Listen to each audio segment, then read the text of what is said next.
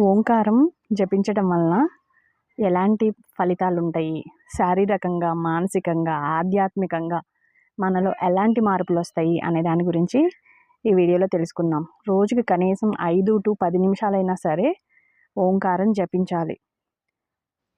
ఓంకారాన్ని జపించడం వలన శరీరము, మనస్సు, ఆత్మ ఎన్నో లాభాలు ఉంటాయి. శరీరానికి సంబంధించి శ్వాసక్రియ మెరుగుపడుతుంది. అంతేకాకుండా గుండె ఆరోగ్యం బాగుంటుంది, స్ట్రెస్ తగ్గుతుంది, నర్వస్ సిస్టమ్, నాడీ వ్యవస్థ అంటాం కదా, అది చాలా చక్కగా పనిచేస్తుంది.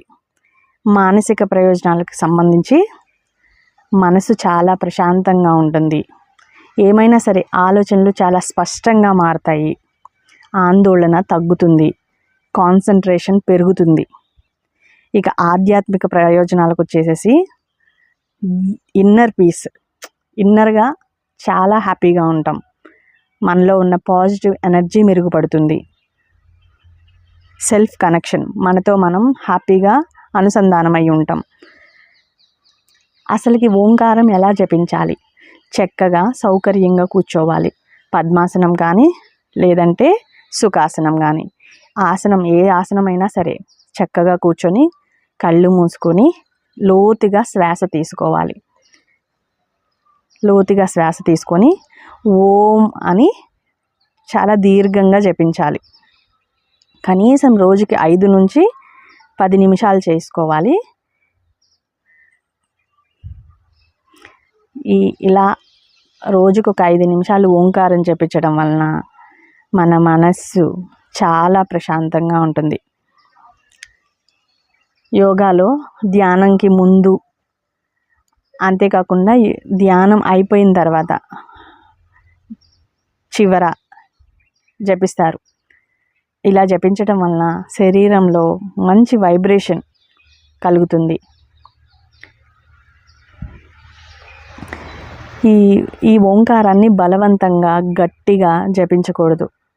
చాలా నెమ్మదిగా సహజంగా జపించాలి.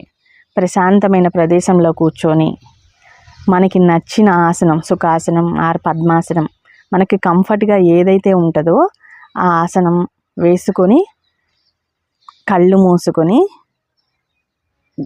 దీర్ఘంగా శ్వాస తీర్చుకొని ఓంకారాన్ని జపించాలి.